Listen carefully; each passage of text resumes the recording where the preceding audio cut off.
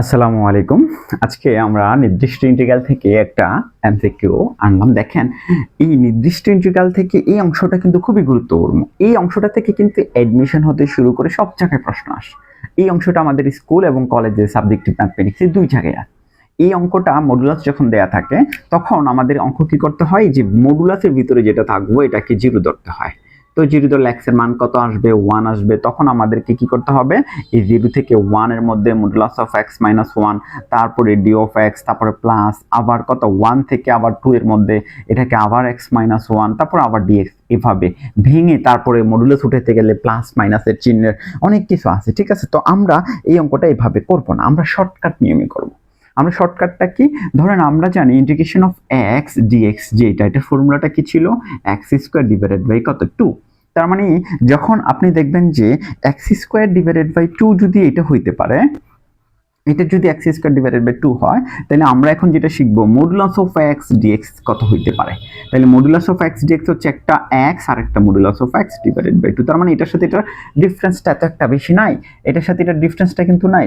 কিভাবে নাই আমরা বুঝলাম কিভাবে, যে এখানে দেখুন x, এটাও কিন্তু x, তো x square divided by 2, but যখন মডুলাস থাকবে একটা মডুলাস হবে একটা সাধারণ হবে। তো এখন যদি এই ফর্মুলাটা হয়েই থাকে, তাইলে এখন আমরা এই আমাদের ম্যাথটা করি।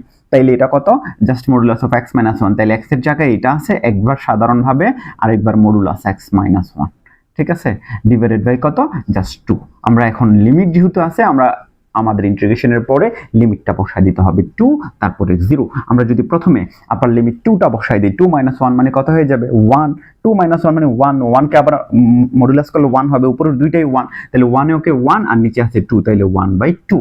তারপরে মাইনাস, আমাকে আবার লোয়ার লিমিট বসাইতে হবে। লোয়ার লিমিট যদি আমি 0 বসাই, তো 0 মাইনাস 1 মাইনাস 1, আর যদি এখানে 0 বসাই, 0 মাইনাস 1 মানে প্লাস 1। কারণ কি 0 মাইনাস 1 মানে মাইনাস 1 থাকতেছে, বাট মডুলাসের থেকে যখন সে বের হবে প্লাস 1 হয়ে বেরোবে, তাহলে এটা প্লাস 1 এটা মাইনাস 1, তাহলে একটা মাইনাস 1 থাকতেছে ডিভাইডেড বাই 2। তাহলে ক্যালকুলেশন করলে মাইনাস মাইনাসে প্লাস, এই পুরোটাকে লসাগু করলে কত, প্লাস হাফ আর প্লাস হাফ, তার মানে ইজ ইকুয়াল টু কত থাকতেছে 1। তাহলে আমাদের সঠিক উত্তর কত, জাস্ট 1 হচ্ছে আমাদের রেজাল্ট। এইরকম আপনাদের জন্য আপনারা এটা ট্রাই করে দেখেন তো, মডুলাস অফ x dx কত হয়। ঠিক আছে, এটা একটু ট্রাই করে দেখেন।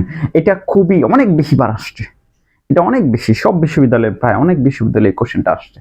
ঠিক আছে, যখন আপনি নির্দিষ্ট ইন্টিগ্রাল দেখবেন আর মডুলাস দেখবেন, জাস্ট আপনি এই ফর্মুলাটা অ্যাপ্লাই করে দিবেন। ঠিক আছে, এই ফর্মুলাটা অ্যাপ্লাই করে দিলেই আপনার অঙ্ক ইজিলি হয়ে যাবে। ঠিক আছে, তার মানে নির্দিষ্ট ইন্টিগ্রালের এই টাইপের ম্যাথ আশা করি আর আপনার সমস্যা হবে না। ওকে, আজকে এই পর্যন্তই থাকলো, দেখা হবে পরবর্তী ভিডিওতে।